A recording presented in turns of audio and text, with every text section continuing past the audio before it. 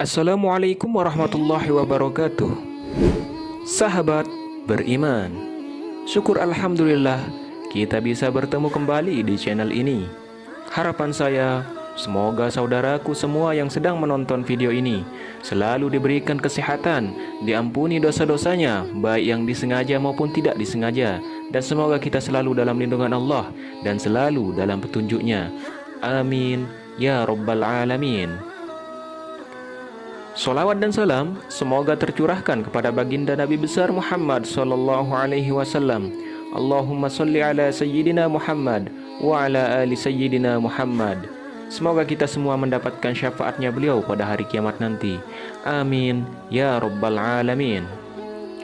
Sahabat beriman, firman Allah Subhanahu wa taala dalam Quran surat Al-Baqarah ayat 155 sampai 156. Dan sungguh akan kami berikan cobaan dengan suatu ketakutan dan kelaparan, kekurangan harta, jiwa dan buah-buahan, dan berikanlah berita gembira kepada orang-orang yang sabar, yaitu orang-orang yang apabila ditimpa musibah mereka mengucapkan, sesungguhnya kami adalah milik Allah dan kepadanya kami akan kembali. Sahabat beriman, tempat bagi manusia menjalani berbagai macam ujian dan cobaan dari Allah Subhanahu wa taala. Sebagai orang yang beriman kepadanya, kita pun diperintahkan untuk senantiasa bersabar dan bertawakal selama menjalani ujian-ujian tersebut. Karena dengan kesabaran dan tawakal, seluruh ujian atau cobaan dan musibah tersebut bisa dilalui dengan baik, membawa kebaikan dan keberkahan. Pada dasarnya, Allah telah memberi ujian dan cobaan di setiap hambanya sesuai porsinya masing-masing. Ujian dan cobaan yang diberikan oleh Allah di tiap manusia berbeda-beda.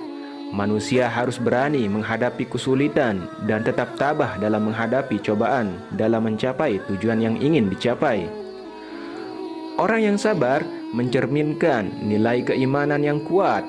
Kedudukan sabar dalam iman bagaikan kepala pada jasad, dan tidak ada keimanan tanpa sabar, sebagaimana jasad tidak akan berfungsi tanpa kepala. Kesabaran tidaklah muncul dengan sendirinya, tetapi ia harus diusahakan dan dibiasakan agar menjadi sifat utama diri. Disinilah dibutuhkan pengorbanan melawan keinginan hati dan perjuangan menahan hawa nafsu diri.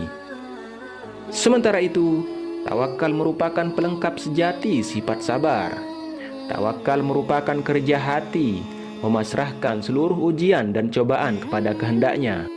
Tawakal berkaitan erat dengan keridaan ketika menjadikan Allah sebagai pelindung dalam kehidupan. Kehadiran tawakal dalam diri akan menghadirkan kemudahan mengatasi persoalan, karena kita benar-benar mengharap pertolongan dan kemudahan hanya dari Allah Subhanahu wa taala. Tersebutlah sebuah cerita kisah Nabi, yaitu Nabi Ayub. Nabi Ayub merupakan seseorang yang sangat kaya raya. Nabi Ayub memiliki hewan ternak, budak, dan juga tanah. Nabi Ayub juga dikaruniai seorang istri dan anak-anak yang baik dan solehah. Namun, pada suatu ketika, atas izin Allah Subhanahu wa taala, kawanan iblis menghancurkan dan meluluh lantahkan kekayaan Nabi Ayub. Hewan-hewan ternak mati satu persatu sehingga habis tak tersisa. Kemudian disusul ladang-ladang dan kebun-kebun tanamannya yang rusak menjadi kering, dan rumah yang terbakar habis dimakan api. Dalam waktu yang sangat singkat, Nabi Ayub yang kaya raya tiba-tiba menjadi miskin, tidak memiliki apapun selain hatinya yang penuh iman dan takwa, serta jiwanya yang sabar dan tawakal. Ujian demi ujian terus menimpanya, dimulai dari anak-anaknya yang meninggal, hartanya habis tak tersisa, ternaknya binasa, sampai ia sendiri terkena penyakit yang sangat sulit disembuhkan. Seluruh badannya digerogoti, kecuali lisan yang ia gunakan untuk berzikir. Hari-hari berlalu, kerabat dan sanak saudara mulai meninggalkan Nabi Ayub. Tinggallah seorang istri setia yang menemani dan mengurus semua keperluan Nabi Ayub. Penyakit Nabi Ayub semakin lama semakin parah. Sekalipun demikian, Nabi Ayub tetap tabah. dan menerimanya sebagai cobaan dari Allah Subhanahu wa taala. Keimanannya kepada Allah Subhanahu wa taala tidak berkurang sedikit pun. Justru beliau semakin rajin beribadah dan mendekatkan diri kepada Allah Subhanahu wa taala. Penyakit Nabi Ayub sangat parah sehingga ia hanya dapat berbaring. Semakin lama kondisinya semakin memburuk. Penyakit ini ia derita sudah 18 tahun.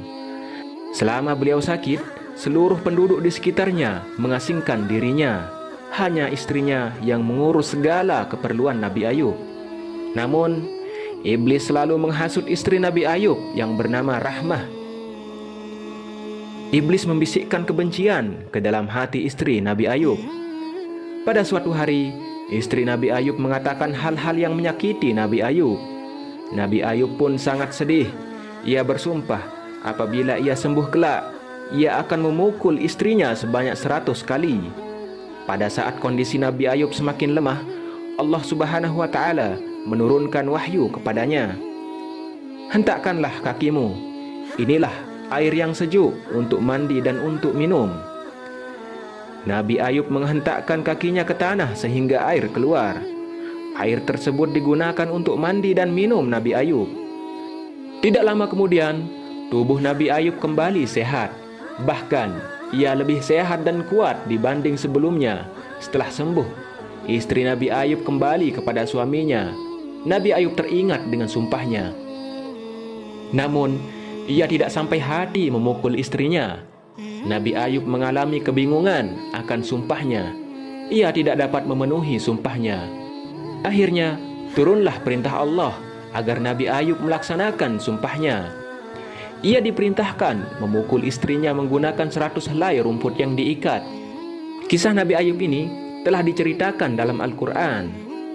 Dan ingatlah akan hamba kami Ayub ketika ia menyeru Tuhannya, sesungguhnya aku diganggu setan dengan penderitaan dan bencana.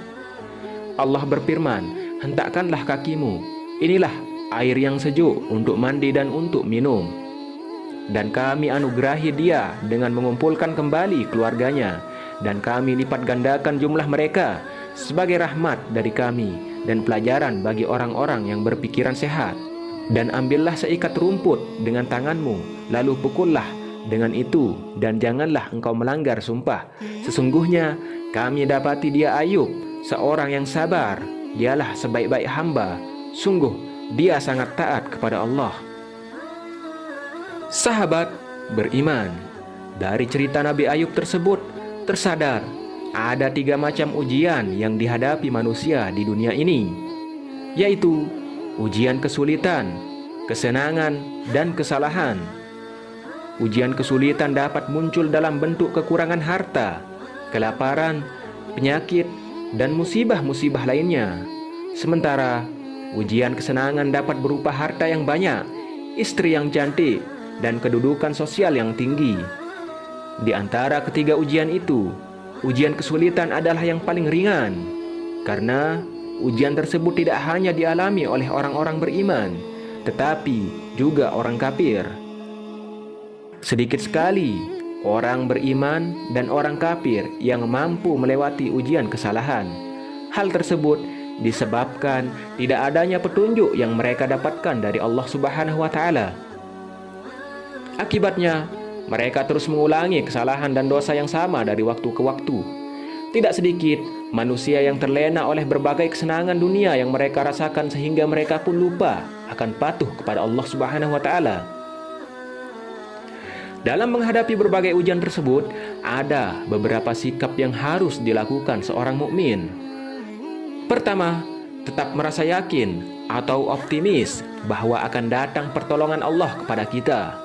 Kedua, segera mengucapkan inna lillahi wa inna ilaihi raji'un setiap kali mendapat musibah. Sikap selanjutnya adalah bertawakal kepada Allah. Tawakal menjadi salah satu syarat bagi seorang mendapat pertolongan Allah. Ada hal yang kita perhatikan saat bertawakal. Pertama, jangan menyandarkan hati kepada selain Allah. Jika kita menyandarkan hati kepada selain Allah saat menghadapi suatu masalah atau musibah, pertolongan Allah akan semakin jauh dari kita. Kedua, Dalam bertawakal, jangan melakukan ikhtiar dengan mudarat yang lebih besar dari manfaat, seperti menyelesaikan segala urusan dengan cara-cara yang syar'i, bukan dengan cara-cara yang haram. Misalnya, ketika seorang istri menghadapi suatu masalah dengan suaminya, dia dianjurkan untuk melakukan sholat hajat, meminta pertolongan kepada Allah supaya diberikan jalan keluar yang terbaik, bukan malah mencari pelarian dengan curhat atau menceritakan persoalan rumah tangganya dengan lelaki lain. Terakhir, kita bertawakal, kita harus berserah diri sepenuhnya kepada Allah dari awal hingga berakhirnya urusan. Dengan berserah diri kepada Allah, kita akan menjadi tenang sehingga dapat menerima apapun hasil ikhtiar dengan lapang dada. Karena itu, jangan setengah-setengah dalam memasrahkan diri kepada Allah. Sahabat beriman, sebagai orang yang beriman, hendaklah kita bersabar dengan menahan diri dan berlapang hati.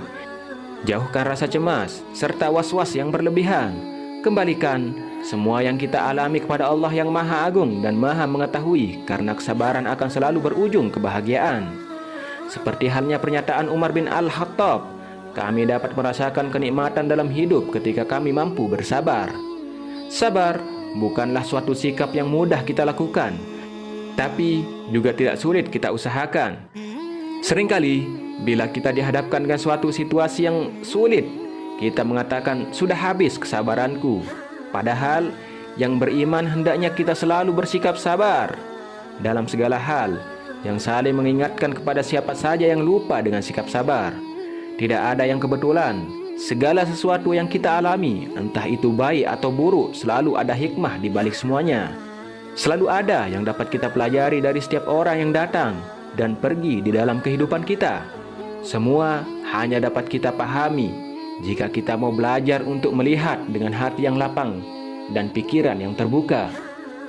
Kombinasi kesabaran dan tawakal senantiasa hadir dalam diri dan jiwa setiap manusia. Kemudahan dan kesuksesan akan menjadi capaian terbaiknya. Semoga kita semua termasuk orang-orang yang sabar dan tawakal dan selalu dalam petunjuk Allah. Wallahu a'lam bishawab. Wassalamualaikum warahmatullahi wabarakatuh.